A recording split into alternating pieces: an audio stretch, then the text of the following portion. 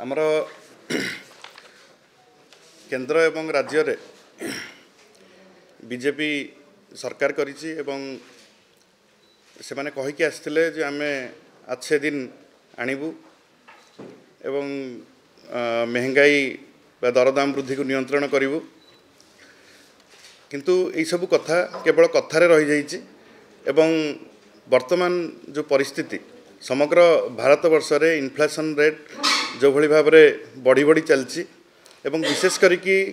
ओडिशा रे जो भली भाव रे विभिन्न सर्वे संस्था एवं विशेष करिकी जो इंडियन स्टैटिस्टिक्स सर्वे रो जो रिपोर्ट आसुची जे ओडिशा रो जो इन्फ्लेशन अच्छी सेटा वर्तमान 7.3 रे अच्छी एवं ग्रामांचल रे सेटा 8 ऊपर को डेइलानी किंतु सरकार एठी निरवदष्टा साजिचंती आमे एथि पई कहूचु जे ओडिशा रो जो पाख राज्य गुडिक वेस्ट बेंगल रे 4.5 अच्छी एवं झारखंड रे मध्य एवं पाख पाख जो राज्य गुडिक अच्छी ओडिशा रो सेठी इन्फ्लेशन कम थिला बेले हठात यही 6 मास भितर ओडिशा रे एमिति कोण घटिची जे ओडिशार दरदाम नियंत्रण भितर रहू नाही एवं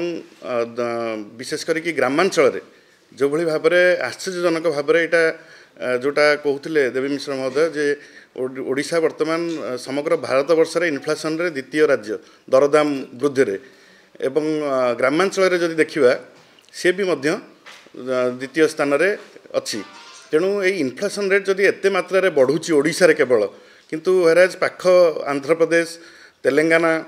झारखंड बिहार एठी इन्फ्लेशन नथिला बेले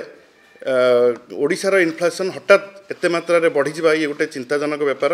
याकू नै कि विभिन्न सर्वेक्षण संस्था पक्षरु अनुशीलन करा जाउची अनुध्यान करा जाउची किंतु सरकार बेफिकर है कि बसचंती विभिन्न सामग्री रेट बढ़ी चलची तेणु आमर जो छामुआ संगठन माने अच्छंती आमर युव जनता दल छात्र जनता दल बिजु महिला जनता दल आमे ए विरुद्ध रे तीव्र आंदोलन हबो एवं जो पर्यंत सरकार को निद्रा भंग न होईची ये आंदोलन को आहुरी तृणमूल स्तर को लेकिन गोटे व्यापक भाव में विभिन्न पर्यायर ओडिशा रे एटा हबो एवं ए आंदोलन आहुरी व्यापक हबो।